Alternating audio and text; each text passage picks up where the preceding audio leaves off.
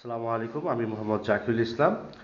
আজকে আমরা past continuous টেন্সের একটি অ্যাফার্মেটিভ সেন্টেন্সের বাংলা থেকে ইংরেজি অনুবাদ শিখব।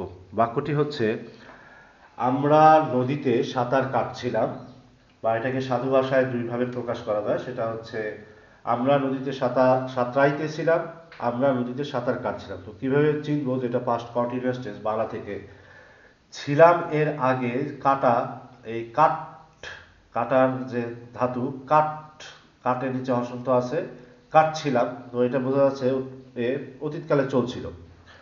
আর আমরা নদীতে সাঁতার কাটিতেছিলাম, যদি ছিলাম এর আগে তেছিলাম যদি থাকে, তাহলে ওটা পাস্ট কন্টিনিউয়াস টেন্স হয়। এই যে কাটিতেছিলাম, তেছিলাম আছে, তাহলে past continuous tense. Past continuous টেন্সের অ্যাফার্মেটিভ স্ট্রাকচার হচ্ছে সাবজেক্ট প্লাস ওয়াজ অথবা ওয়্যার প্লাস ভার্বের সাথে আইএনজি।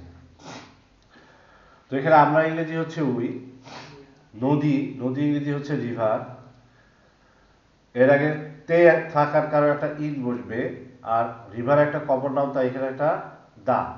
ইন দ্য রিভার মানে হচ্ছে নদীতে। সাঁতার কাটার প্রেজেন্ট ফর্ম হচ্ছে SWIM, সুইম। যেহেতু এটা ভার্বের সাথে আইজি দিতে হবে, যদি এরকম শেষে কনসোনেন্ট থাকে, তার আগে একটা ভাওয়েল থাকে, তাহলে সেই ক্ষেত্রে আইএনজি যোগ করার ক্ষেত্রে এমটা ডাবল হয়ে যায়, সুইমিং।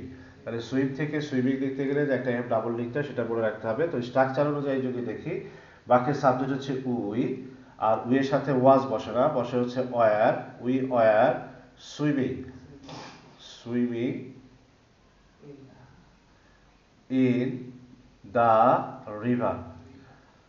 আমরা সাঁতার কাটছিলাম ইন দ্য রিভার, নদীতে। We were swimming in the river, আমরা নদীতে সাঁতার কাটছিলাম। We were swimming in the river, আমরা নদীতে সাঁতরাইতেছিলাম। We were swimming in the river, আমরা নদীতে সাঁতার কাটছিলাম। ধন্যবাদ।